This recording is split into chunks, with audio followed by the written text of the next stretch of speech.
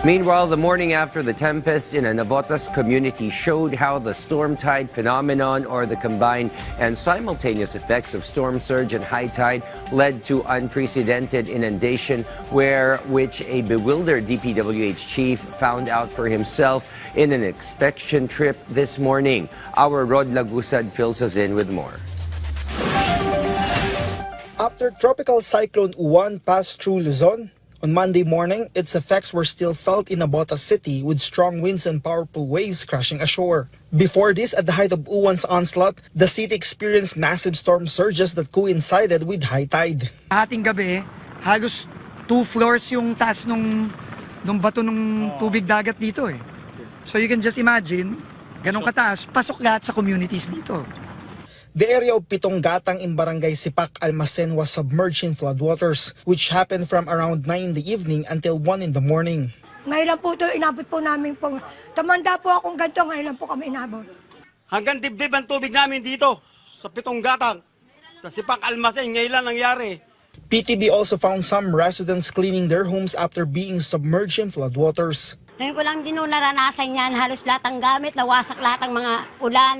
Mabilis ang agos, hindi namin na yung mga gamit po nga namin na agos na halos lahat umagos, hindi na namin agapan. According to Navotas Representative Toby Chanco, the funding for the project was released in tranches. Meron ditong portion na nabangga ng mga barko. Siyempre, dahil na nabangga ng mga barko yan, hindi pa pwedeng DPWH ang gumawa. Pinagawa natin doon sa barko. Yung 3 ginawa na nila. Yung isa, yung pag-aawi ng high tone na barge na bumangga dyan, hindi pinapagawa. Secretary Vince Dizon said the DPWH will take charge of repairing it as it's crucial for the safety of residents and will file charges against the owner of the barge. Lahat ng flood control kasi tinanggal for 26 eh.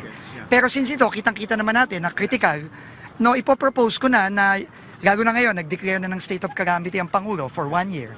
Then we will use all available quick response funds to finish finally itong mga proyektong to. He added that once completed, the area will no longer be prone to flooding and water will have no way to enter. Meanwhile, there is also a need to construct a second gate since the current navigational gate was already overflowing last night due to the high sea level. At the same time, the government is coordinating with the private sector for dredging and the construction of a road dike in the area. Dizon explained that multiple solutions are needed to address the problem.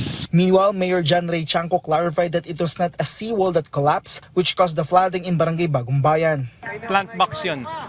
Ito yung lumang dike na mababa. Pinatungan nila ng plant box. So yung plant box na yun ay bumigay dahil hindi naman siya talaga pangharang ng tubig.